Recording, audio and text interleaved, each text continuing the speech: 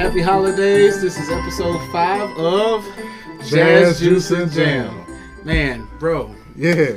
How you feeling? You look festive. I feel great, man. Man, you look festive, bro. Where's the costume party at? I see you got your red. Ho, ho, ho. Oh. You got your grandmother's rug on. Whoa. Okay. Anyway, let's start. Anyway, we want to thank you all so much for joining us. We really just wanted to bring some cheer. This is the last episode of the year. Yes. And we got cookies, we got eggnog, yes, a whole bunch of stuff back here. These paintings, actually, me and my wife did too. So really, yeah, man. Hey, y'all did that? Talented on the other tip. Hey, that's it. Y'all surprise me every time I come over here. Anyway, how you been, man? Since the last time we... Hey, I've been good, man. Just, chilling, relaxing on cool. Trying not to catch COVID. Haven't caught it yet. Yeah. Hey, yes. Praise God. That's it. Knock on wood. Yes, thank you. Okay, so we're going to do something different today for the show since this is our holiday episode. We're not going to really do a song about guessing what we're drinking, especially since I just told y'all it's eggnog. So we're going to... tell them. It's banana pudding. There's no song about eggnog, bro. What are you talking about? That's true. Well, you need to write one. Anyway, this song we're about to play is, I'm sure, a favorite that you all know, a Christmas song. So if you guess what it is, the first one who comments what the song is in the description down below, well, not the description, in the comments, you will get a first edition copy sent to your email of my newest magazine that I'm starting called Jazz Culture. So otherwise, if you want it, they're $10. But if you want to get the free cop, just comment down below and I'll email it to you. My team will get on it, and thank you. Enjoy it.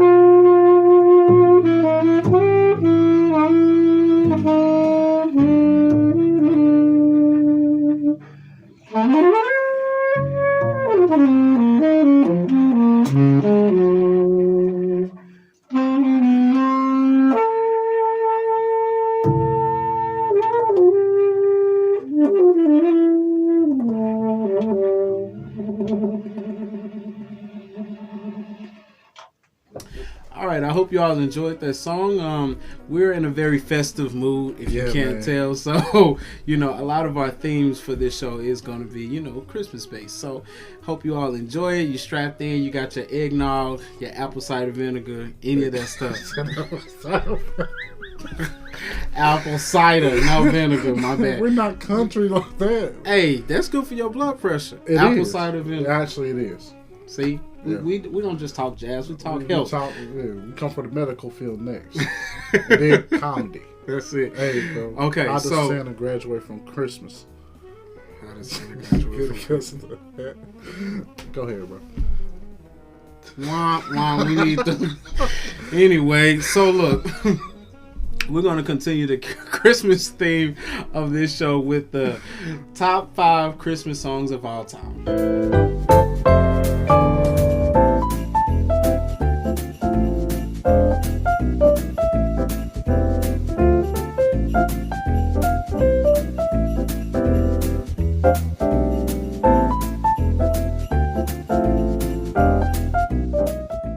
I'm going to go first. Yeah, go ahead. Okay. Now, these for me, when I think of the holidays, they just put me in the mode. The number one for me, this doesn't have to be number one of all time, but the best one on the list, I hear it, I just get happy. I can hear it any time of the year. Is the Chipmunks. Christmas time. Why you gotta sing it though? Because, no copyrights. Anyway, that's why I'm trying to help you out. Yeah, so, especially when Alvin talks about the hula hoop, that gets me going. Because who doesn't like hula hoops? You know what? Next show, I'm going to do a hula hoop in between them. It's going to be a big hula hoop. What your hula hoop going to look like? Come on, bro. Go to the next one, man. Number two is it's one of Bernard's relatives, Frosty the Snowman. Word. Okay. Cool. Cool. Go ahead. Yeah, go ahead. I love Frosty, and that's one of the ones that I think is. Why do you like Frosty? Because he'll be back again someday. You got to keep coming back, no matter what happens. Life melts you. You got to come back. Just like Jesus. Yeah, that's it. He'll be back again. All right. Now let's get to the heavy stuff, man. Got to get to the heavy. Frosty wasn't heavy. No. That's happy. Chipmunks. But the Temptations, Silent Night. I'm sure anybody who knows anything about Christmas, though, when you hear that, you just know it's Christmas time. It's time. So we got Temptations. Of course, I would be getting shot right now if I didn't mention Nat King Cole. The Christmas song. You would get shot if you did. It don't get no better than that. Jazz wise, any wise. Look, let's talk about this for a minute, and we're gonna come back. Christmas time is the only time that jazz is readily accepted by everybody. Not accepted. If you don't hear one jazz song, it's like people hear that, it's like, oh, that's Christmas. I just love the swing, and we like. No, that's the standard, Hey, where were you? 1 month ago, you wasn't even. Anyway, ran over. For the last one, the last song is probably the greatest Christmas song of most recognizable one. Everybody knows. That's of course This Christmas, Donny Hathaway. All you have to do is just play that line, and everybody starts singing. The most what? I think it is probably the most known Christmas song. You gonna say that in front of my presence? Especially of today. Let me say of today. Maybe not the 18 or whatever, but oh come on, gentlemen. Maybe back then, but now, everybody knows that. And obviously, he have a second opinion, so we're gonna shift gears. We have a huge opinion because that's not. I would say top 3. I'll put that song top 3. What's your list? I'm about to tell you. Come on, hey. Looking on your little crack screen. See, this is why. Okay. I have Please Celebrate Me Home. Who? By Kenny Loggins. You see, if you see, this is where it separates. You see, there's two. This boy said. I mean, hold on, bro. Hold on, Call bro. the song that sound nothing like Christmas. It's a Christmas song. Let me tell you something, and our audience will know this. There is two groups of holiday folks. There's the wannabe holiday celebrated festive folks. Then there's the real festive holiday seasonal folks. You see, seasonal. I'm Christmas 24/7. You see, when I feel the spirit of Christmas and what He has done for me. What's in your cup, bro? Eggnog. Eggnog and what? Okay. Let me tell you something. This is a legit Christmas song. Legit. When you know legit Christmas music, this is why my list is better than his. But go ahead. If you talk, you gotta explain it to him. Go ahead. Let me tell you something. Please celebrate me home, Kenny Loggins, right? Christmas time is here. That's which version? Vince. Oh, okay. The Peanuts. Okay. The original. Okay. Are they the? Okay. We gonna say the original because he. Okay. That's all I think about when I hear that song. I don't even know. I feel you. I agree. All right, then. Don't disrespect me like that again. Step into Christmas, Elton John. I just think you just Googled some names that people didn't even know. Bro. Ain't nobody listening to that Elton John for no Christmas. Bro. What? There's too many choices. Top 5. Dog, when you hear, like, bro, it's the introductions of these songs that when you hear the first 30 seconds, you're just like, oh, man. It puts you in a trance. Do. Let's ask our camera person / producer. Have you ever heard of Elton John Christmas song before? No. Okay, that's what I thought. Y'all not cultured. Yeah, okay. I'm gonna go ahead and say that right now. Something else. Come on, let's keep going. That's 3. That's 3.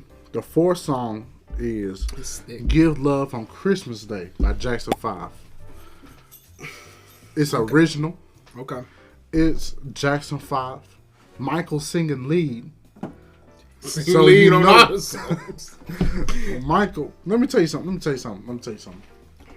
This is why I win debates more than you. Because I actually sit down and go, what is Christmas about? Give love on Christmas Day. Who gave love on Christmas? Baby Jesus. Move on. Bro, don't start. And then the best song, the most recognizable, the undisputed, the champion, Mariah Carey's "All I Want for Christmas." Now that's the only one out of the 4. You can't dispute my list, bro. You can't. I dispute went for my list. classics. Those are classics, bro. Bro, let me tell you something. Those are classics. Probably 4 out of the 5 that I listed are trash. You can go to a school and kids would know it. Kids know these songs. They don't know them songs. Yes, they do, bro. Well, that's Bernard's list. That is the great list of Bernard Terry. Look. Let us know in the comments whose list you think is probably more holiday accurate. But look, I'm open. I'm open to. I don't care what you're open to. Songs that maybe I didn't check it out. I don't care what you're open to, what you're open about. I'm telling you my list. I mean, you can have your list. And this list has been. Look, I work at gas stations. I watch. Life story. I used to be a DJ. I used to be on the watch between me and thee. Hey, I'm sorry. Well, obviously.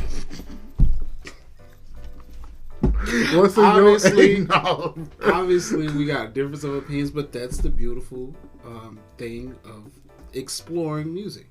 We're gonna take that notion and explore a little deeper now. Oh, so we're gonna go into opinions. Yeah, no. We're just gonna explore some albums that we particularly think, not just one song or 2 songs, but a whole album that we think is cool for you all to check out during this holiday season, which is coming right around the corner. So it's time for the albums to check out.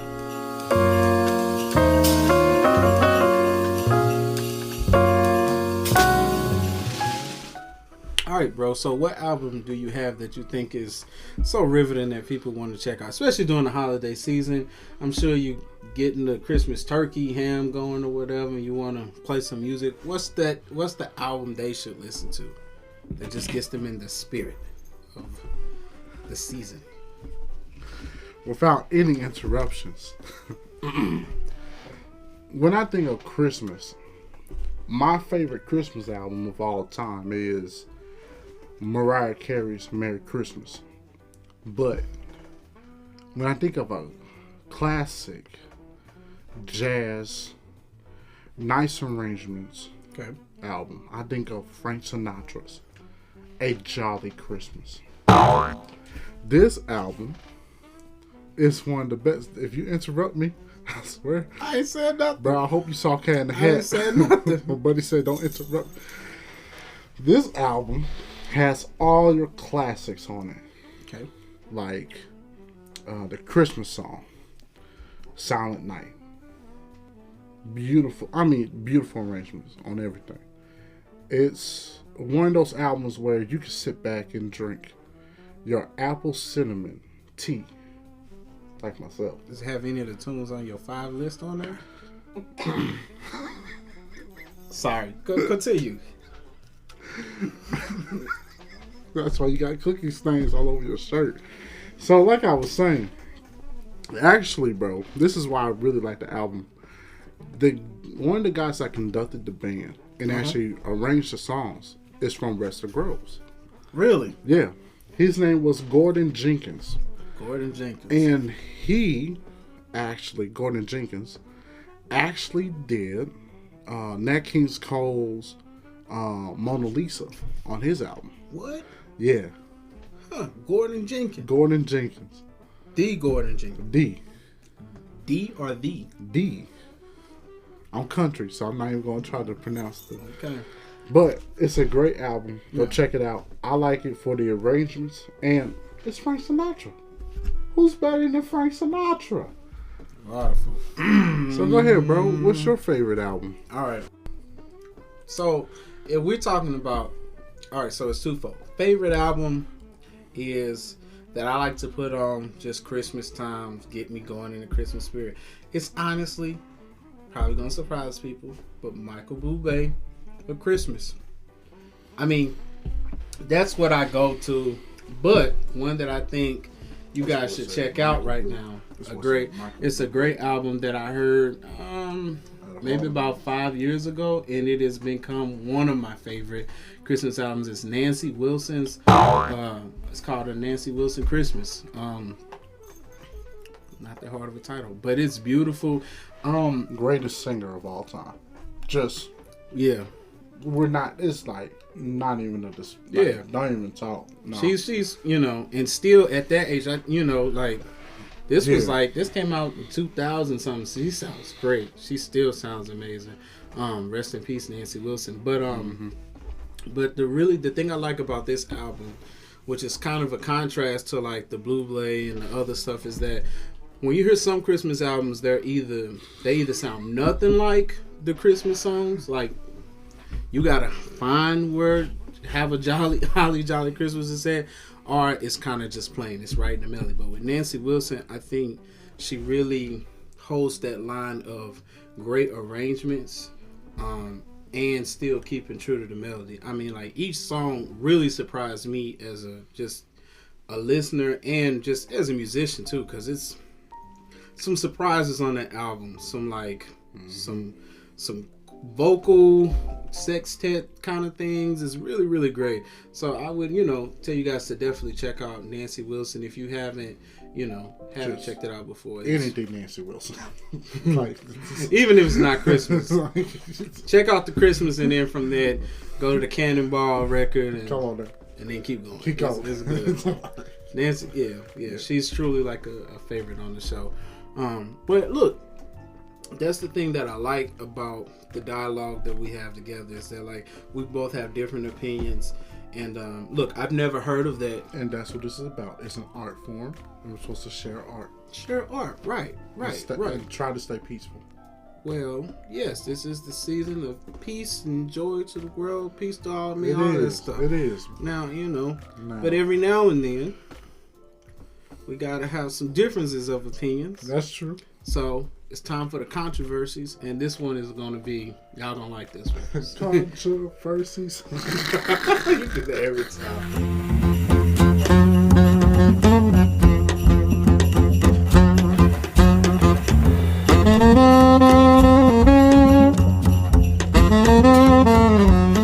Alright, so today's controversial topic is one that we actually posted on our Facebook page, and believe it or not, it got a lot of traffic. There are a lot of people that feel on both sides of this particular topic, and you would think it's like it's talking about Christmas and cookies. What could get people so, but our controversial topic for the day is the song My Favorite Things a Christmas song or not? And because I'm very sure about this one, from my standpoint, I'm going to go first. Okay? And I'm going to start with My Favorite Things. The title. When do you think about My Favorite Things? Your favorite things you love in the world and you want to sing about it? It was when you were a kid and it's Christmas time. Mom, I want da-da-da-da-da. Dad, I want da-da-da-da-da. That's when you talk about your favorite things. But that's when I talked about it. So that's the title. Number 2, I'm going to go to the lyrics. Here we go. Let's just talk about the paper packages tied with strings. When we think about tying packages with strings, we think about presents, ribbons. Number 3 in the lyrics, snowflakes that stay on my nose and eyelashes. Now, what time do we think about snow? Christmas time. The holidays time when it's cold on my eyelashes. No, that's look, these are all things that make me feel real festive, right? Now, number 4, and this is where I'm just gonna close the lid on it: doorbells and sleigh bells. Now, the one time we hear sleigh bells as musicians, when you want to make a holiday song and you want to make something sound like it's snowing, what effect do you add? Sleigh bells, the shing, shing, shing, shing. Instantly you do that and people think like, oh, this is Christmas song, it's holiday song. You know that as a musician. I mean, it's not your turn. It's your turn. I think these 4 points, I'm going to ask you guys that's watching this. I mean, doesn't that sound like a Christmas song to you? A holiday song talking about the wonderfulness of opening up presents, packages, strudels and noodles, Campbell noodle soup, holiday time. I mean, that has nothing to do with Campbell noodle soup. I mean, strudels and noodles. Do you know what strudel is? Strudels and noodles. I don't know, but I think of noodles. I think of Campbell's with the little snowman that's melting, and he melts the little boy, melts into a little boy. They only do that in holiday time, but. Obviously, you have a difference of opinion. Let me tell you something, my brother. And this is when I'm going to take my hat off and put on my other hat. Shave that. This is my black hat, my thinking cap. Let me tell you something. When I hear My Favorite Things and I think of the lyrics of the songs, I think of capitalism at its finest. My favorite things. Selfish and darn right wrong. You see, I was raised, Christmas time is about family. It's about love, happiness. It's not about you. It's about other folks around you. So let me tell you something, my brother. Bees stings. What time of the year do bees sting? Not Christmas time. Let me tell you something else. Let me ask you this. Do dog bites? My dog doesn't bite. Dogs don't bite. I heard Charlie growl. Unless you DMX, where all my dogs at. Now, you want to keep it going. And you see, now you want to keep it going. When did Sound of Music come out? Sound of Music came out on April 1st, 1965. My brother, that's around Easter time. That's around spring. So, to answer your question, My Favorite Things is nowhere near Christmas songs. Now, you all see, I came at you with facts. I came at you with facts. I came at you with demonstrations. I came at you with demonstrations. I put my thinking cap on. Yeah, you look very heady right now. Like you got a lot on your mind. I have a lot on my mind. Yeah, I want to say a whole bunch right now, but I'm holding back. Okay. Happy last Kwanzaa. point. We're gonna get off this because obviously Happy we know it's a Kwanzaa. You know what? We're gonna go to the deciding factor. You can't see him, but he is filming all of this wonderfulness that you all see. Great guy. Sound guy, producer, everything. Jeremy, do you think it's a Christmas song or not? I don't really think, but Google says that it is. Google says that it wasn't intended to be a Christmas song, but it became a Christmas song because of the references you mentioned, actually. Oh, so Google, and I didn't Google. But hold on, Jeremy. Wait. Hold on. Because you asked him a question. Let me ask him a question. And kind of like, I don't think the movie was Christmas per se, but the question is the song Christmas? The song is used in the Christmas playlist. Now, let me bring something to you real quick. Go ahead. My favorite things. Thank you, John. Appreciate that. Now, my favorite things. We play it as a jazz tune, right? It wasn't originally used in jazz. You just told me it was, April, springtime. All the hills are alive. Doe, a female deer. Ray, a drop of golden sun. All of that stuff. But it turned into a jazz tune by who? The great John Coltrane. So, if it could be a jazz tune that was not a jazz tune, couldn't it be a Christmas song? Let me ask you wasn't something. meant to be a Christmas Do song? you listen to Guy Rest Ye Merry Gentlemen during springtime? I do when I need a little bounce. When you need a little bounce. Yeah. Still good lyrics. It's good lyrics, yes. It's good lyrics. It makes you feel good. There's a station that plays Christmas 24/7. We're not there yet. Somebody listen to it. Let me tell you something. It makes you feel good, right? Jingle bells, jingle bells. It makes you feel good. On the way. See, let me tell you. When he don't have an answer, I have an answer, and I told you. Start repeating himself. No, I don't. My favorite things was not intended to be a Christmas song. It became a Christmas song. Now, if you want to talk about jazz musicians used to take classical songs and change it to jazz songs. We know that, right? Right. But there wasn't no season around it. So you see, is my favorite things a Christmas song? In Ecclesiastes, no. Because you know where I'm going. No. You know where I'm going. So, in short, my favorite things is whatever you think your opinion is, because it's 2020. We don't want to hurt people's feelings. So, it's not a Christmas song. And today we believe it was released a Christmas album in 1964. It was featured in the Jack Jones Christmas album as a Christmas song. Look at that. Even on Christmas albums. Hey, we rest our case. That's our controversies for today. Hey, better luck next time, Bob.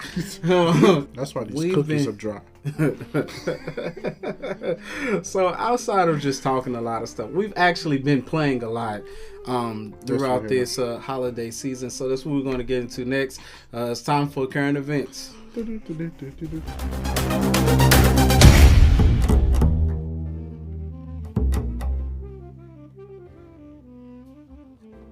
As I stated earlier, we have both been kind of busy during this holiday time, which is kind of rare. Good. It's great. It's a blessing, especially during these times and everything. Yeah. But we have been both involved in the Shakespeare Christmas fest kind of thing that they're having, and they do the Ghost of Christmas Past, and it's beautiful art work up in the Central West End area. I mean, we were kind of lucky enough to, which has not been good for neither one of us, play outside of a donut place. I mean, that's like not great for musicians to be out there all the time. Bro. But it's been great. We got it's the Titanic, man. Yeah, I know. That's it. The ship is going down, the musicians still. Yeah, that's where we at right now. But no, I mean, we got a lot of pictures, some funny pictures of Bernard with so, real quick, I'll tell you, sorry. So, we're in the middle of playing one of the tunes, I don't know, it had to be something like Rudolph the Red-Nosed Reindeer.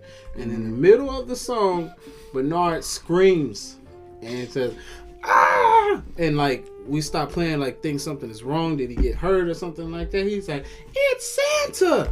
And stops playing to go over there and take a picture with Santa. So, because he thought Santa was important enough, we're going to show you that picture.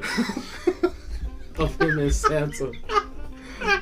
It's a lot of silly stuff, but it's been a great time. It's been a great time to just And you know who you hired. yeah, that's true.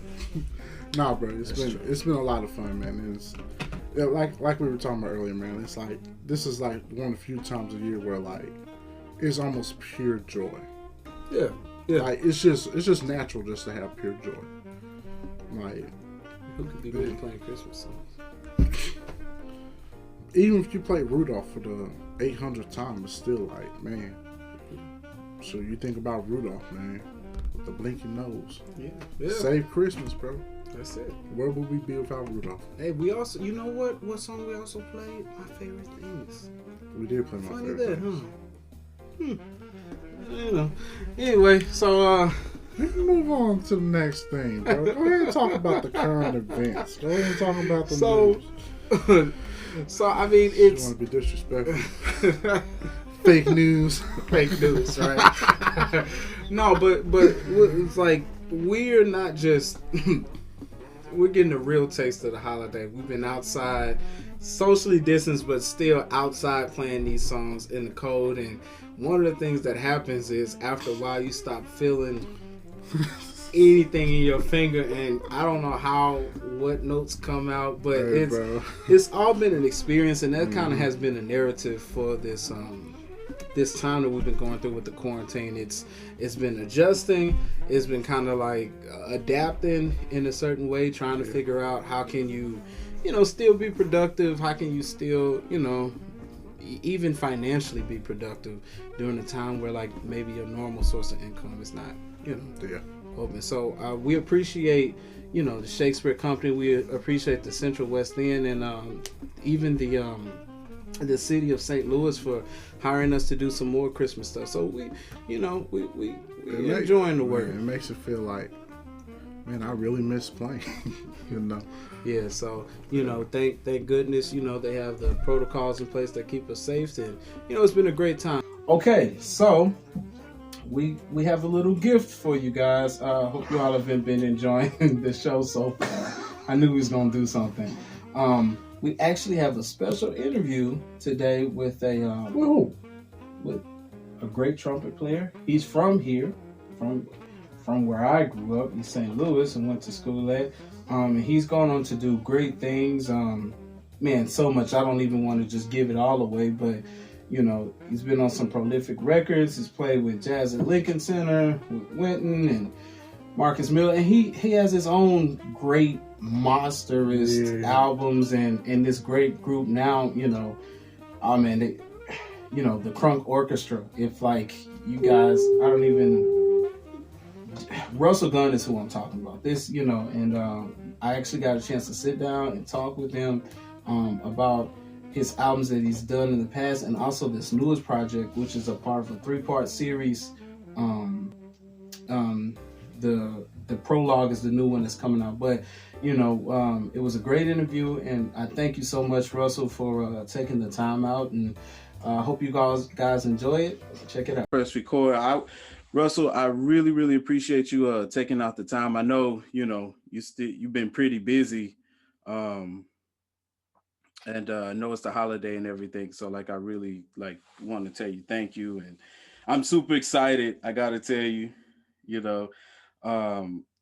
like we'll definitely we'll get into your newest record, Pyramids, because I want to I was waiting till we got together to tell you I think it's one of for me one of the best displays of organized jazz music, like a big band setting. I don't even think I should call it. It doesn't. I'm glad you don't call it a big band, because I don't get the big band vibe. It is, but it's something bigger. So we'll get into that. But I don't want to. I'm getting ahead of myself. Anyway, where I wanted to kind of start with you is when we do the show. I know a lot of people from home know who you are, but maybe a lot of other people that check out the show maybe don't know. I mean, you've done, I was counting it, somewhere over 20 records, something ridiculous like that. And and I know you said only about two of them you liked, oddly enough. And for me, you've always kind of balanced this line of being traditional, but also moving forward. Like it's like you'll take something like Caravan, right? A standard that everybody plays and like pretty used over and over and over again, but you'll do something new with it, which makes it sound completely like modern. And I just my first question for you is kind of like how do you balance like in one sense like paying homage to the tradition to the tradition, but then you also like are pushing the music forward in like a modern way that I think it makes it more accessible to 2020. All right. Well, I guess to answer that question, I get asked that question a lot. Okay. Quite um, actually. And see, the truth is that there really is no difference. It's just all part of the continuum. And yeah, I was trained in the tradition, I guess, if you want to call it that. The tradition.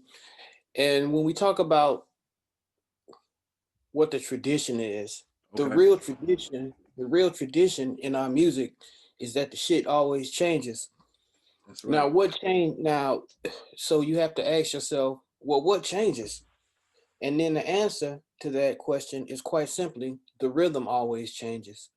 Because Okay. basically, the language that we use, the harmonic structures that we use, all of that shit stays the same. There's really no difference. There's only so much, you know what I'm saying, you can do with a C7 chord or Yeah. alter it to where Yeah. that hasn't been done before. You understand what I'm saying? Yeah, absolutely. It's not like Western music has changed in the whenever Exactly. Yeah, yeah. there's there's 12 semitones or 11 or whatever it is that makes up, you mix and match it, it makes up the harmonic structure. And if there's anybody that's watching this not a musician, I apologize for being that kind of technical, which I try not to be. That's all But right. Yeah. but my point is that those things don't change. Okay. Yeah. The language that we use to improvise hasn't changed either. I mean, Okay. it's there have been a few musicians that have slightly altered the way we use that language, which Okay. is what in essence is Charlie Parker's language. Of course. Yeah. So there's been you probably count them on one hand the musicians since Charlie Parker that have kind of made the way we think about approaching the way we improvise using the same language but just a Hmm. little different with a little slightly different accent, that has made that little bit of difference. But overall, chords don't change, Yeah. the way we improvise don't change, but what does change while we keep living is the rhythm that we use the shit on. Yeah. Now, and it's always been true since the beginning of time. I'm sure there was when Big Spider, or not Big Spider, back when Buddy Bolden was walking around New Orleans, there was somebody a generation ahead of him was like, man, that's some bullshit. Yeah. What's that? And it's true on down the line up I up agree. until this day. So I guess to make my point is that I don't think that I personally do anything to straddle the line or put things together or meld things together, because to me it's all part of the same thing and it's a All part right. of the continuum. All right. All right. Yeah. I can hear that. Yeah, and I definitely I feel that I feel that in the direction where your music is now. It's like that the album Pyramids, it's like it's everything in it. It's jazz, it's funk, it's blues, it's neo soul, but then it's like this own unexplainable thing. I mean, it's beautiful visually. It's beautiful. You like if people haven't seen like the show, because I watched the concert that the live concert that you put on Facebook, and I think you shared it too. So it's like as beautiful as it was visually, to hear it sonically still too was still just as beautiful, man. Like I was telling one of my buddies Tony about it, and I said I like how each song, it's not like you just took a record of songs that you worked on and you just kind of like, all right, I need to just put 7 tracks out, so let me just throw a bunch of tunes together. It's like each song goes with the song that goes before it, and it complements the one that comes after it. It's like when I hear I don't know, it's like a symphony of and not to just use that word symphony, but that's the only way I could think about like describing something like that, because I've not really, and it might just be a little bit my ignorance, but I've not heard anybody do that kind of thing. You know, I mean, it's a little bit of sunrise in there, but for me it's like it's its own thing. So um Well, that's because it is that. okay. It's a I guess for lack of a better term, it is a suite, and each part of the suite is informed by the previous part of it, and it's all meant to be listened to as a collective. Yeah. And you know, the thing about pyramids also too is that pyramids is just part two Of the of of, trilogy. of of a larger work. Yeah, and we're actually about to record the first part in a couple of weeks. We start. I actually just finished the production on that today, like right before I talked to you. Okay. And so Is that yeah, the serious mystery serious or mystery. Yeah, okay, yeah. See, yeah, I'm a little bit on the game. yeah, Nice, man. I can't wait to hear. Is Diane Ferris on that one too, doing vocals? yeah, yeah, Okay. yeah. Okay. Dion, and if she Dion. said, as if she heard you say Diane, she'd be. Okay, no, help me out, bro. Help me out. While we on the subject of names, I didn't want to mispronounce this one. Do you go by say the Swahili Mhm. name? Can you pronounce it for us? Yeah, it's Ntafunta Ikwele. Okay, so like, are you gonna be kind of going by that sometimes? Cause I like, I mean, I like it. I mean, I go by whatever anybody wants to call me. okay, I chose to call myself that because I think all African descendants need to rename themselves what they feel is purposeful in their life. I mm. mean, you don't have to go by that shit Right, yeah, I feel on a day by day basis. No, you don't have to be dogmatic about no, you're gonna call me Buhana, you. Ivan, That's right. Abdullah from now on. You don't have to. Yeah, I mean, you can. It's your right yeah, because absolutely. our names don't really mean anything Yeah, except to the people that gave them to us, and they probably didn't know what they meant either. So yeah, you should. But and if you're gonna name yourself, I think you should live a little first to really understand what your purpose, yeah, what you think your purpose in life is. Yeah, yeah. I like that. And it means truth seeker. Is that right? truth seeker. Yes. Yeah, that's right. And I mean, I, for me, it fit perfectly because just like when I saw the trip you took to Egypt, right? I saw a couple of pictures that you shared on Facebook or whatever. That was for me the first time I ever saw like authentic, Egyptian pictures that like depicted truly like black people with afros. And I mean, it's like you can see they try like to take like some of the images off. So it's like I was reading in some of the liner notes from your album Pyramid, and just about like somebody asked you, I forget who it was, asked you a question. They was like, is there a reason why the things you say are cryptic? You was like, "That's not cryptic, it's in front of you, you just gotta want to see it." So I really like like this kind of truth and journey that you're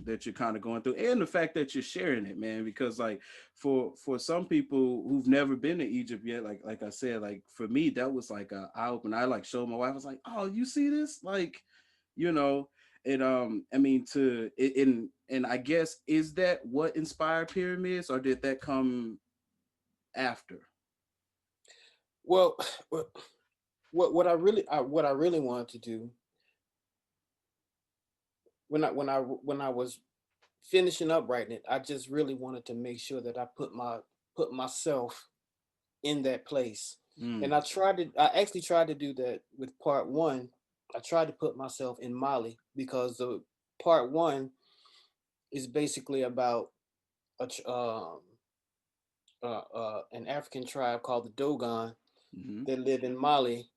And I don't want to go too far into it, but Yeah, there's definitely there's the connection of the Dogon and the Egyptians also, in the ancient Egyptians, I yeah, should say, because we all have to always keep in mind that the Egyptians that you see today are not the Egyptians I'm talking about yeah. or was talking about.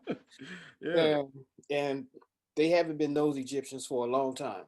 So so I tried to place myself in Mali also, but that was just a task that was almost too impossible to take because of how travel is. yeah, And even with not what's going on today with the pandemic and stuff like that. Even before that, it was a real pain in the ass to try to get to Dogon country in Mali. okay, So it was almost an impossible thing for me to do. So, okay, but yeah, it was something to actually to be in Giza, yeah, to be there. I took a trip when I went. I was already in Kenya, and when I just when well I was going to Kenya when okay, I decided that I was going to make this official and I was going to go. So yeah, I just went and I got a room in Giza, a hotel room. And if you don't know, um, Giza is not Cairo. okay. Uh, yeah, Because that's it's what yeah, Okay, it's a little outside of Cairo, okay, and trust me, yeah, that shit is like a real shithole. It's like that shit. Giza is fucked up, and the one that was one of the first things that struck me also, because of course you have to fly into Cairo, and Giza is maybe like 30 minutes away, okay. 30-40 minutes, but the entire identity of of Cairo and Egypt is those artifacts that's been there for, actually, we don't know how long. True, I true. mean, that's a whole nother conversation. Yeah, yeah, yeah, But yeah, they yeah. they've been there forever. I mean, and forever is, when I say forever, I mean forever. Um, but the condition that Giza in, where these black people built these things so long ago Yeah. that are still standing there, the entire and it dawned on me that that's the reason that Giza is fucked up. It's because Mm. because all Egyptians know that the Egyptians of today weren't those cats. Matter of fact, there've been a lot of um different conquerors that occupied that space Yeah, that absolutely. Like you weren't the said, things change, yeah. like the music. Absolutely. Yeah. So they know that those. So everybody knows that knows anything about anything that those were people that look like you, people that look like me. That so that and and it dawned on me like that's why they show such fucking disrespect for this. But they'll go take all of that shit out of there and build and put all of that shit in a museum and charge these exorbitant amounts to go look at these things and claim it as their own. It's so it's a it's a microcosm of everything. Yeah, yeah, absolutely. Yeah. So I mean, and for me, I like, it's not just for me. You take that, you take all those things, those experiences, right, and you turn it into something that I feel like a lot of times when people approach, like, I'm going to talk about the roots of us. I mean, it's like, it sounds like, mm, it doesn't sound authentic. It doesn't sound real. It doesn't sound like they really went there. And I mean, you rode on camels, man. Like, like so it's crazy, but like, because you had that experience for me, and I think for a lot of listeners that check out the album pyramids, it really does like speak in the music. You know what I mean? Like when I hear Duke, some of the things that Duke has written about the world, I know he actually went there. You can tell because it's like he's approaching that music with a certain sensitivity, still making it sound very Duke. It's still his thing. But it's like you can tell there's just like a certain sensibility to people that have actually, I don't know, tasted what it's like to be there. So I mean, for me, like from the get-go of the record, it just like it's like all these colors, right? And you almost like you can see the sand and everything, but there's such a groove there, like I, it's and that's always that's present in all of your music, though. I mean, no matter what it is, like if it's ethnomusicology, or if it's the electric, Miles revision. We're going to talk about that stuff too, because for me, when I first was talking to you, and I said like you walk this road, it's like you have pyramids, which it's its own thing. You could put it under jazz, but I think it's like it's everything, and it's its own vibe. But then you also do this thing with Jimmy Cobb, Black Hawk, Revisited, which is like, and I hear the Miles influences definitely, but it's like it's still Russell coming out, but it's like for a lot of people, it's I don't know, it's great to hear you like play that, and you still treat that with such care and such like dedication. Like sometimes, man, when I'm hearing you play, it just certain notes you hit sound like the way Miles hit those notes. And a lot of I've heard people try to imitate it, but I don't hear that like that. It's that articulation. And you know, I'm Mm-hmm. not a trumpet player, but what made you want to do well first work with the late great Jimmy Cobb and visit, that music. Miles, the great, of Miles. Yeah, well, of course, Miles is from where we're from, You sing, our that's right. hometown, and also, so my original experience with dealing with not trying to be, uh, or just being inspired by, or even listening to Miles Davis, was um, was that I didn't want to do it. Okay. Now, when I was in high school, of course, as a um, when I got to high school, I wasn't um, I wasn't a guy. I made myself the guy because Okay. I wanted to be the guy. But when I got there, I wasn't the guy. I was just like one of the kids. And um, in the hallway, where the band room, where the band room and the marching band room and the jazz band room were, at the very end of the hallway, there were some paintings on the wall that my Okay. brother painted, and he graduated in '81. And there was a picture of Miles on that wall, Well, and okay. and for me, I always, and of course, when I started becoming the guy, our teacher, Mr. Carter, used to always be like, "Man, you got to get some of that Miles. You got to check out that Miles. Miles is, that's that East St. Louis, man. You got to get that." Yeah. So for me, so with me, there was always that I didn't want to do it. Maybe it's because I didn't want to have to deal with the I guess the pressure of trying to represent or be the keeper of the legacy Okay. of Yeah. one of the greatest musicians that ever lived. So I made a Absolutely. conscious decision as young to not to even fuck with Miles's plan. Of course, I could listen to it and I can Yeah. enjoy it, but I would never ever learn any solos or try to you know Yeah. imitate his stylings or anything like that. And it actually wasn't until to very recently, to a few years ago, that I decided that um his style needed to be repertory. Okay. And I think his style need and I came to that conclusion because I've been around for a long time now, and I've heard a lot of good trumpet players come, a lot of good trumpet players go, and for the majority of the time, with the maybe the one exception of Wallace Roney a little, Wallace. Hmm. that and Wallace really only focused on like a really small piece of I feel that. Yeah. Yeah. Of Miles's playing.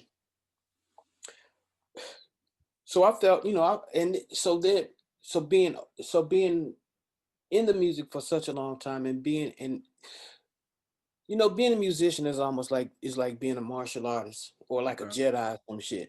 The longer you practice, the better you get. And I mean, and I know that's really basic, but it means a lot. And I think and your instincts become better, Hmm. and what you hear and what you are attuned to becomes different. And so now, if I can listen to trumpet players that obviously like Woody Shaw, and I'm Yeah. like, okay, I mean, that's great. It takes a lot of technical facility to be able to play those mathematics Yeah. on a trumpet. Yeah, I mean, it's not easy to do, but at the end of the day, what the fuck is that? Yeah. Yeah. What For I real. mean, what are you really doing besides stealing somebody else's soul Yeah. and claiming it as your own, and walking around like you fuck super hip?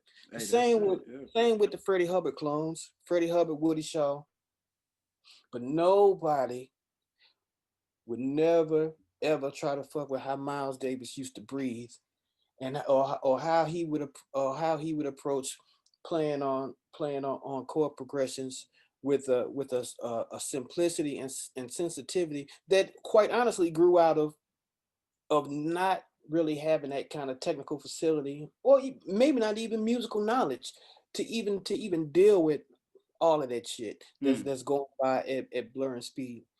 But what he did was he figured out, you know, a way to navigate through that, Yeah. and and at the same time vault the art form. He basically, I mean, he lifted the art form by Absolutely. breaking the shit down to its least common denominator and Yeah. working off of that. The Yeah. music itself, the sound of the music itself. Now playing like Miles is not easy. You No. can now playing like Freddie is easy. Playing like Woody is a little more difficult because it takes so much um trumpet playing ability. Okay. And when I talk about playing the trumpet, I'm strictly talking about the trumpet itself. I ain't Okay. talking about being able to play no music. I'm Yeah. talking about playing the instrument. Yeah. Uh, that takes. I mean that takes a lot.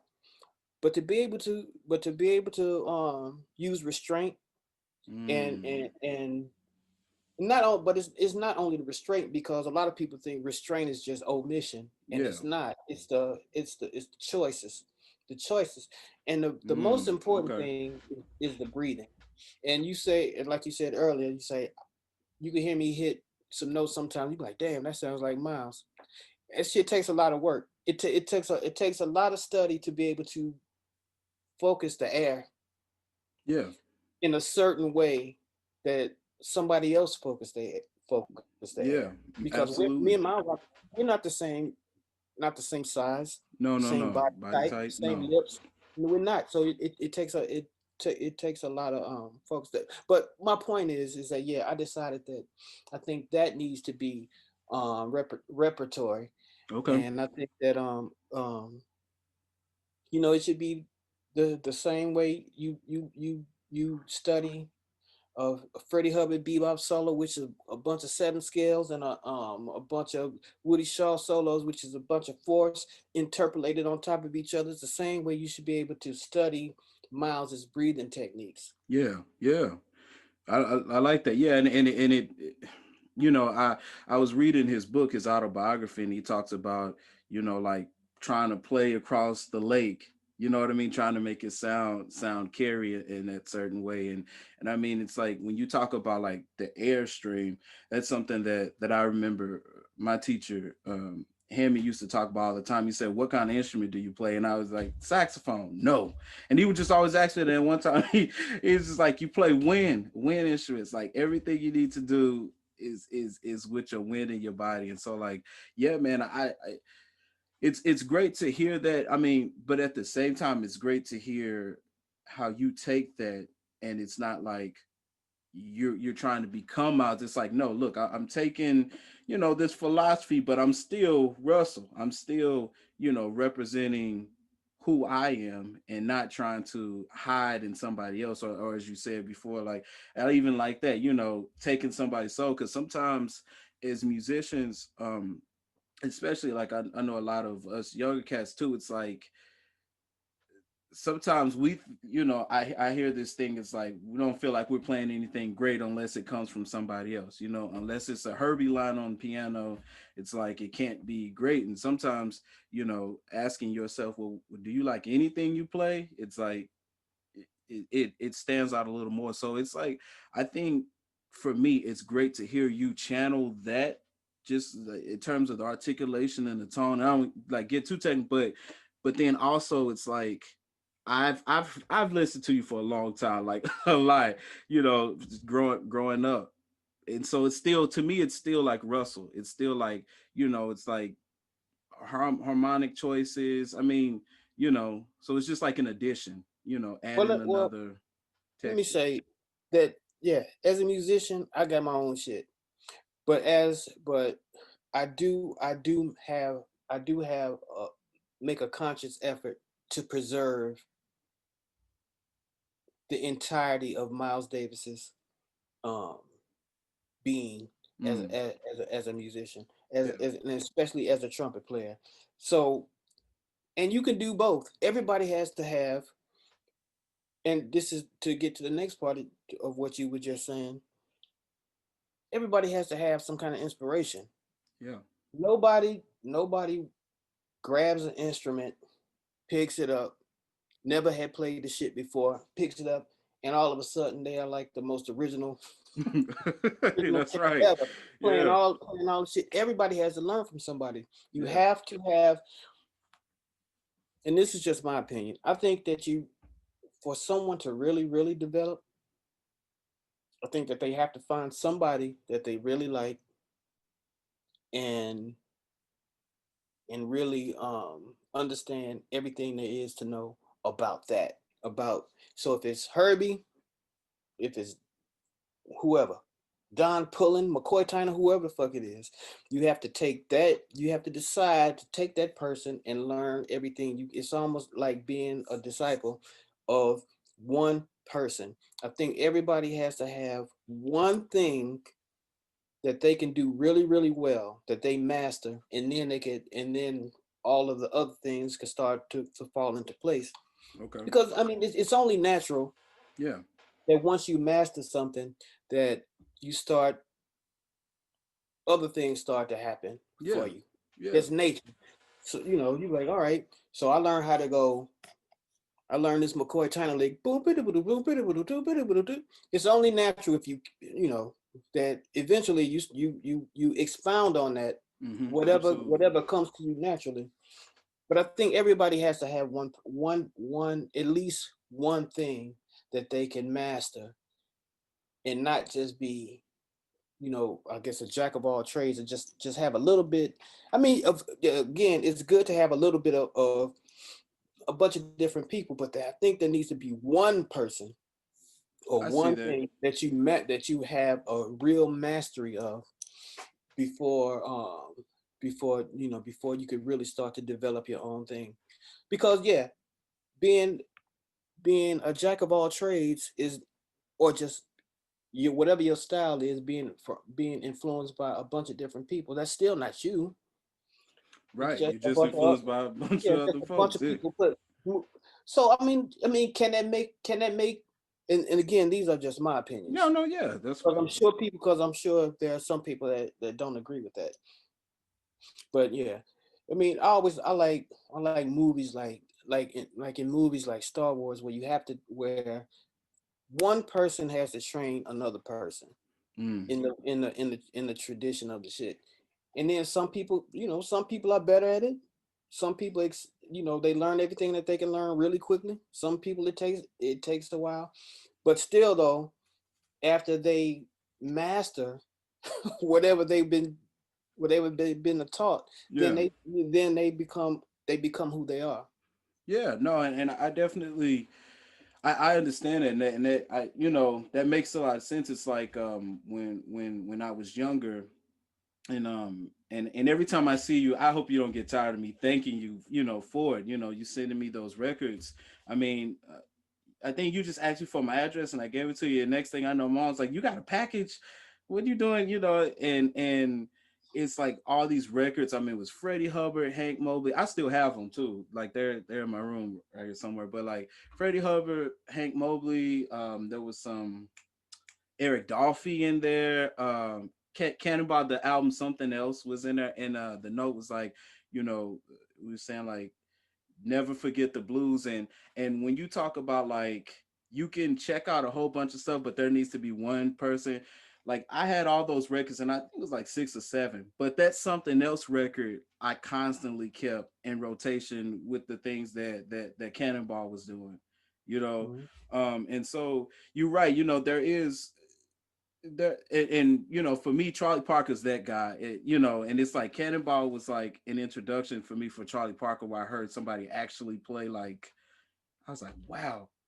First it was the speed that I liked, and then later it was like it's what he's doing in the speed. And so like I agree with you, like you check out a whole bunch of people, but sometimes there is that one that kind of is like he just this person just kind of agreed that it agrees with me. I mean, and there's so many examples of that. Like Train was like, you can definitely hear.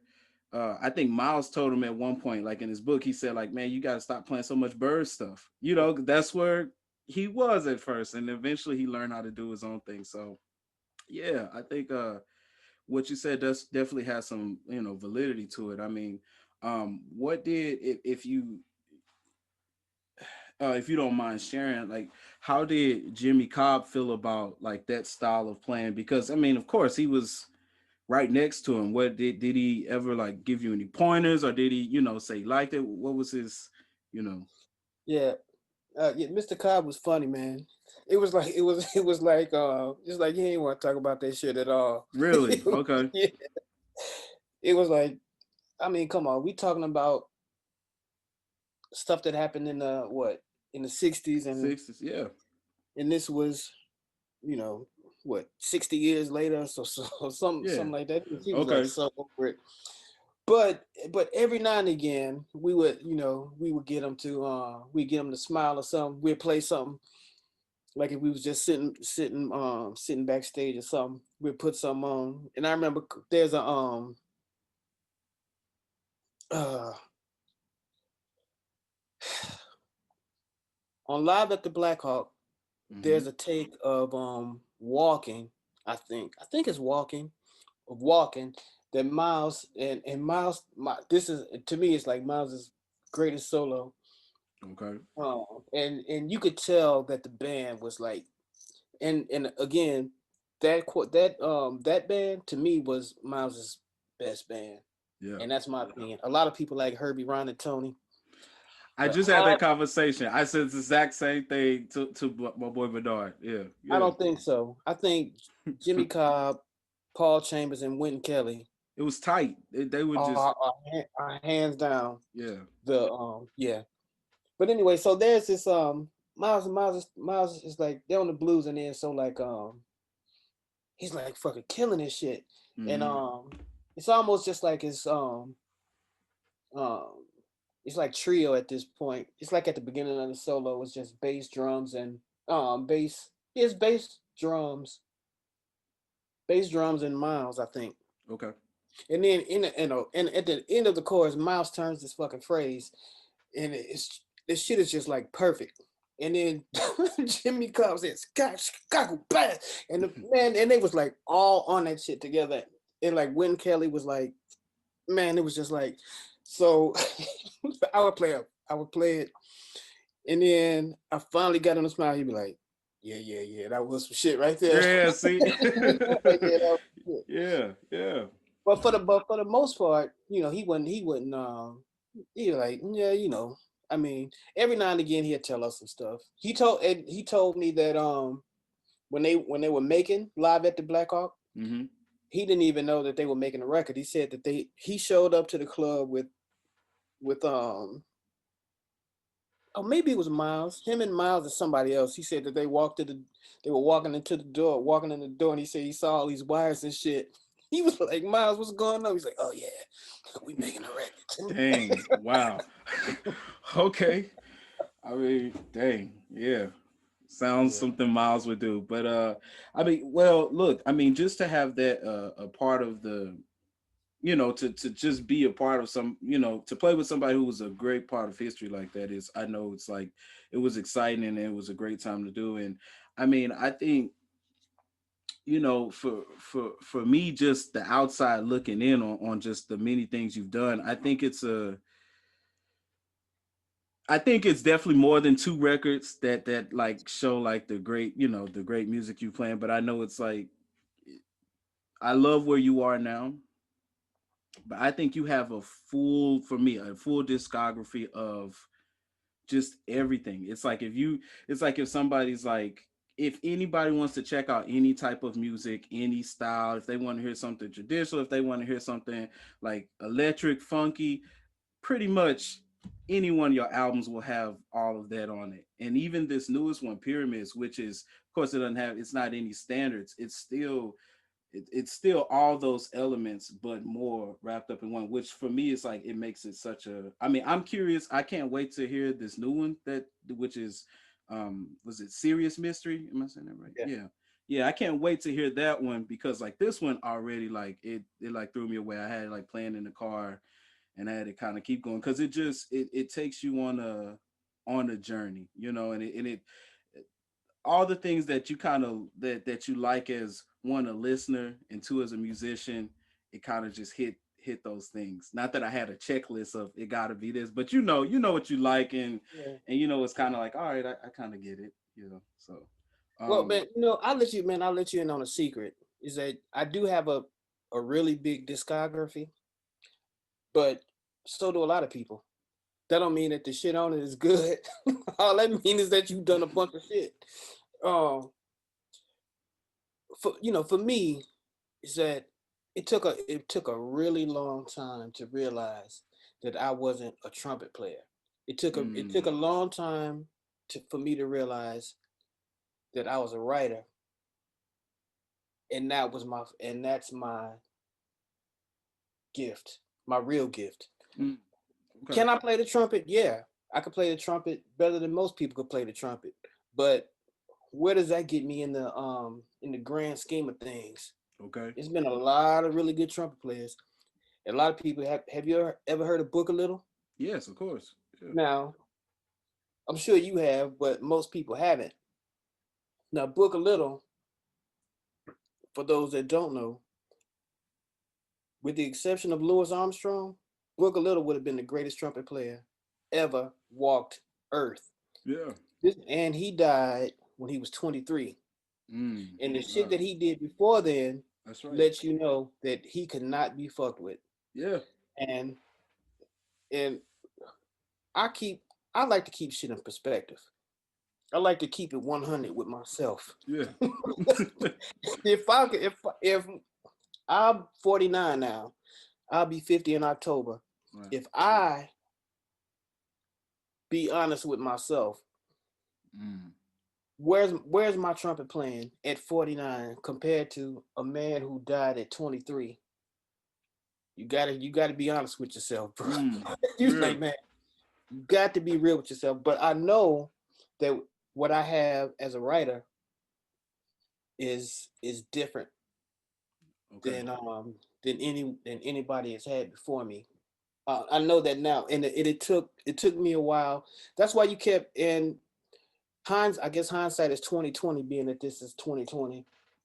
Right. When I kept making records when I was younger, my ensembles kept getting larger and larger and larger and larger, and because I kept hearing things that I felt like I just kept feeling like I needed to write for larger ensembles. But Okay. I was Yeah. such a quote unquote jazz musician that for some reason it always just, instead of just focusing on writing, I was still focused on playing the trumpet also. Okay. Which I mean, yeah, I mean Yeah. it ain't bad. I mean, I ain't bad as a trumpet player. You could do worse. No, no, I I know mean, what you're saying. Yeah, yeah, yeah. um, but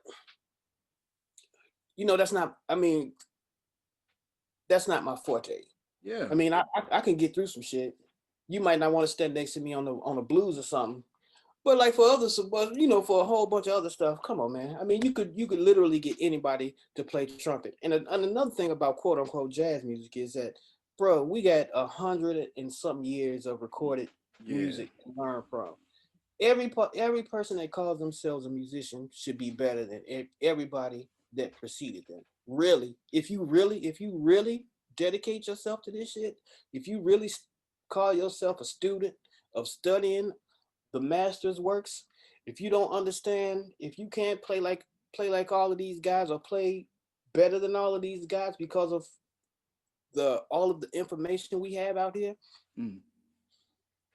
then you lying to yourself. Okay. You understand what I'm saying? Yeah. And that's a big part of it. My realization is like, man, you know what, man, I wasted a lot of time worrying about um actual um playing the trumpet, because that I could have been really really focusing on writing, and I could have been a few years ahead of where I am now. I Okay. I, I would I would think. But you know what though? I mean, everything happens for a reason. And now I actually play trumpet besides my stuff. I play as a sideman in Marcus Miller's band, Marcus, right. I was going to say that.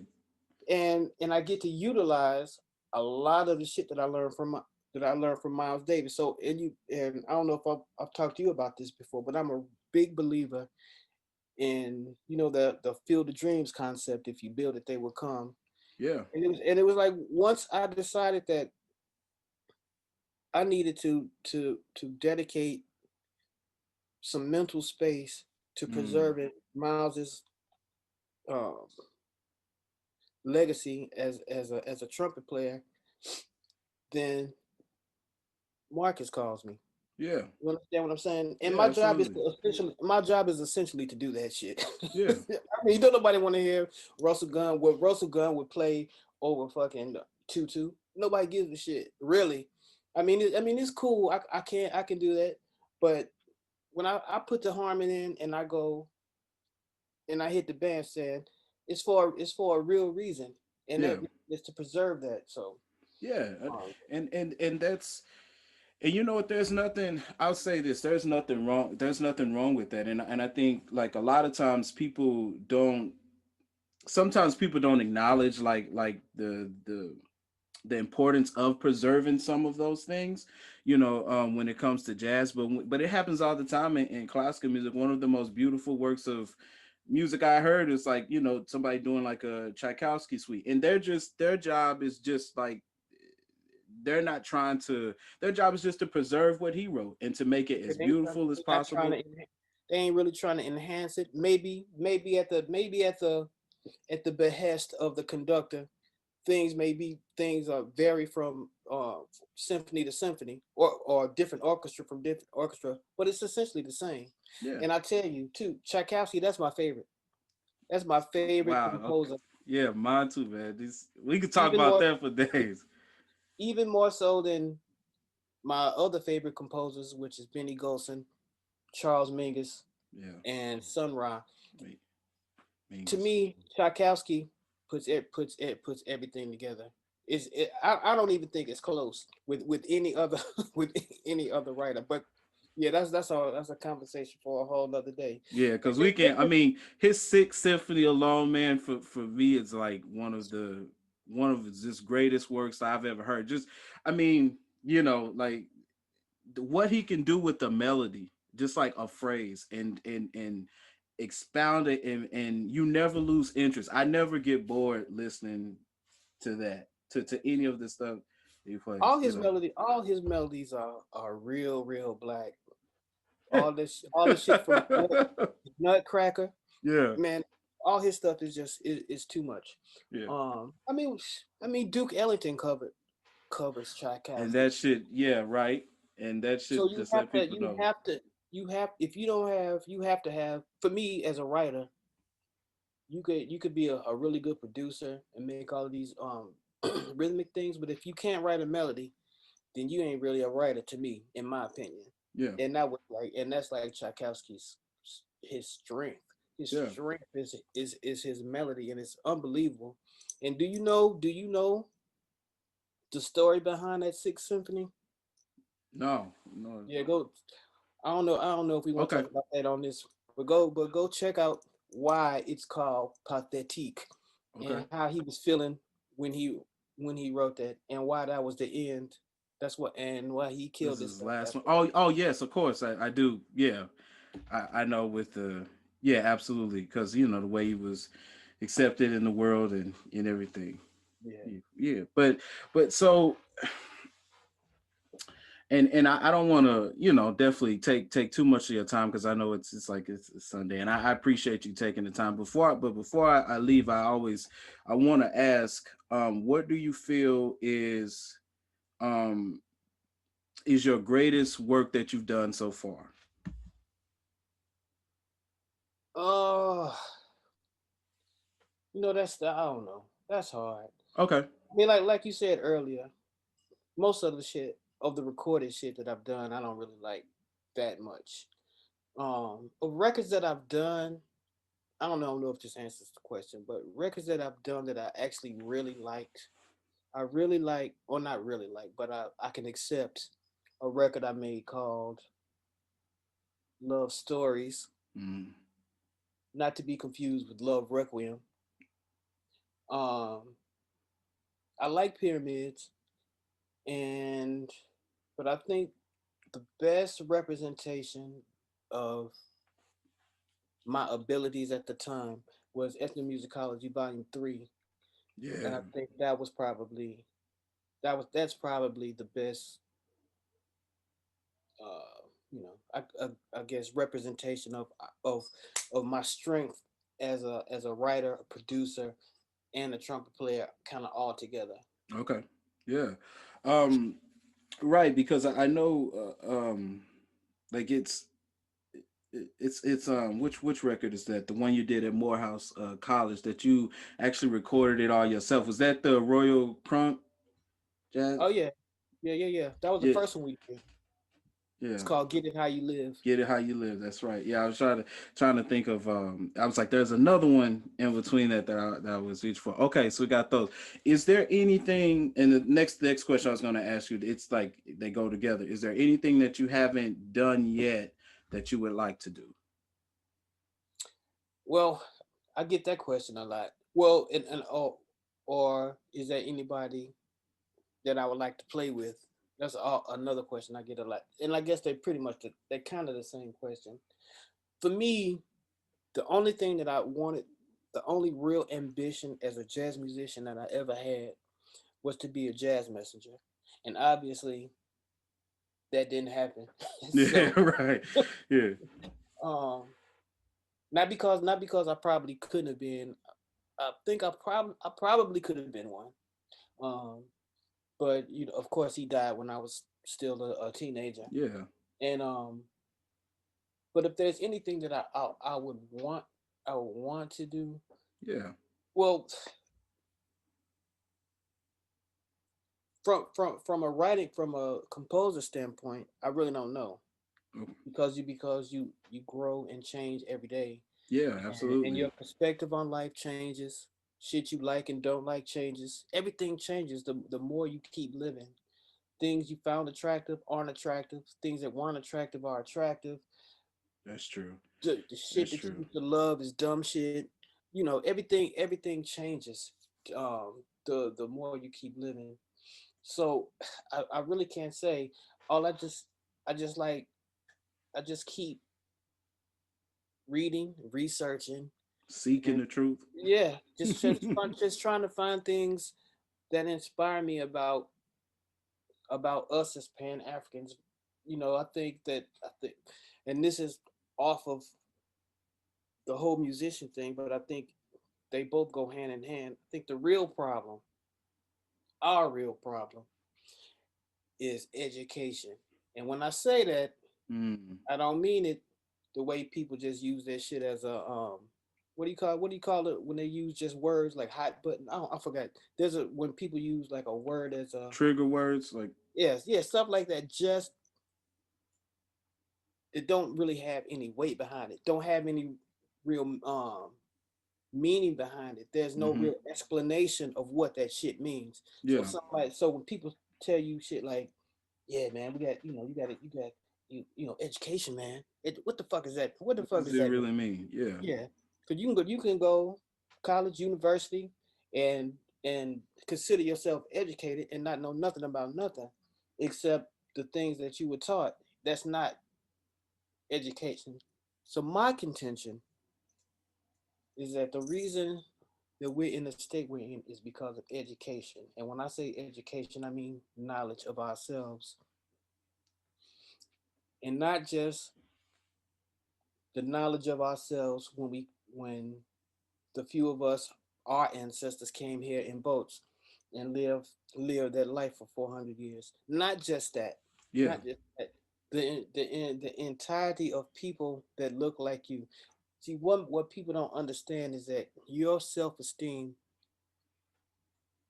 is like 90% of how you are.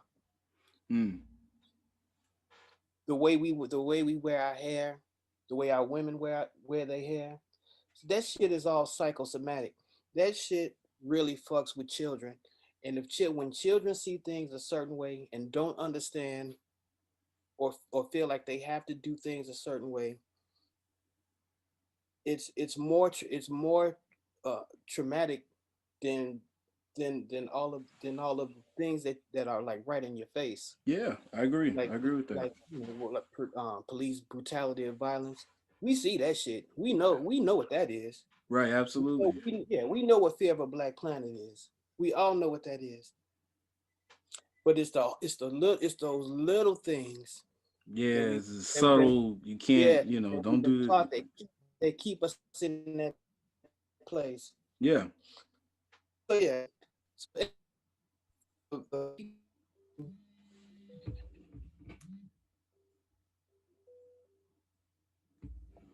who Mansa Musa was, or who Akhenaten was, or be saying to yourself, what the fuck? Why? Okay. I. Why am I putting up with with these things? Now, Yeah. Absolutely. what can I do about it? So Yeah. No. I mean, I think that question of what you can do about these things is, I like the way that you're doing things now, and I think a lot of people can continue that, is to continue to just keep asking questions, keep seeking, just keep seeking, what the truth is, and just keep trying to grow. I think, like, we're never there, and I like how you answered that question. You said it's kind of hard to say, what your greatest work will be, or what you can do next, because things always change, and you never know. I mean, maybe like in a whole different space next, tomorrow even, so, or in the next like 10 minutes. So but I really like this journey you on. I love like the records, for sure. I can't wait to like see what else you keep doing, and thank you so much for like taking out the time, Russell. I like really appreciate it. I hope you have a good holiday. um And we'll talk soon. All right. I hope you all really enjoyed that interview. I did. Yeah, I I did. thought it was Most pretty dope. definitely. Learned a lot. Yeah, I did. Learned a lot of stuff I didn't know. His newest album, Pyramids, is out. You guys definitely should check it out. I mean, I was pleasantly surprised, and I've like followed some of his records over the years, but this one is totally different from all of them, but it's so many colors and it's just beautiful. Once again, thank you so much, Russell Gunn, for sitting with me, and yeah, see you soon. So we've been drinking eggnog, not necessarily juice. Not Spike. Not Spike. I don't know what his excuse is, but we've been talking about jazz, and now I think it's time for us to jam out. We've been kind of going back and forth with songs and of Christmas songs. I think we're going to do it, and I think we're going to keep this one a surprise for you, and I hope you all enjoy it. Yeah. Everybody.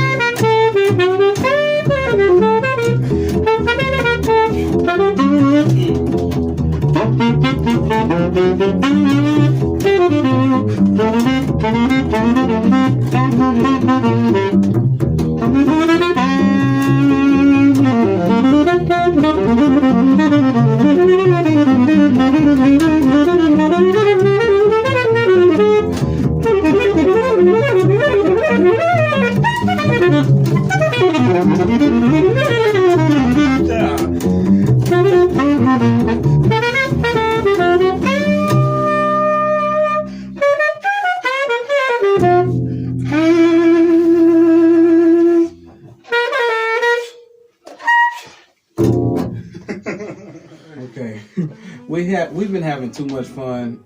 I thank you all for checking us out. I really appreciate, throughout these episodes as we've been developing and just getting used to it, and still it's never going to be perfect. Cause we gotta go back to the plastic tablecloth. You know what? He talked about the tablecloth so much. Got the tablecloth, and some people just not have it. But we do thank y'all for tuning in. Bernard, I really want to tell you, man, I really appreciate you doing this with me. I appreciate you too, man. We've been having a lot of fun. And it's been a journey. Yeah, I mean, and even, just a lot throughout all this quarantine, man. We've been kind of working together quite a bit, and I'm glad you've been safe, and it's been a blessing. I want to thank our esteemed producer, cameraman, P. Diddy. all of that, Jeremy Smith, who you guys don't get to see. I need to drop a picture in somewhere. Yeah, you I really appreciate him taking the time out, you know, the late night sometimes doing all this. So, but thank you so much, brother. I really appreciate you. No problem. And I guess we won't see you guys till next year. So please be good to yourself. Enjoy this time with your family. Stay safe. And Happy holidays. happy holidays. That's it. Happy Kwanzaa. Happy Christmas. Listen, Happy Christmas. Merry Christmas. Merry Christmas. Kid. I'm good. All of that. I'm good.